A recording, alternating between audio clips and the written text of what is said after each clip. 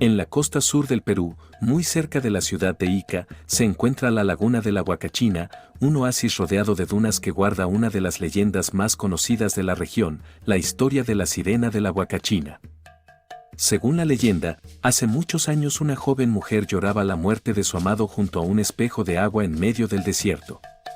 Mientras lloraba, ese espejo creció y creció hasta convertirse en la laguna que hoy conocemos. Al intentar escapar, la joven cayó al agua y se transformó en una sirena.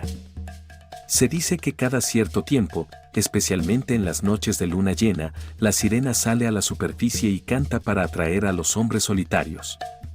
Algunos aseguran haberla escuchado, y otros cuentan que quienes entran a la laguna en esas noches pueden desaparecer sin dejar rastro.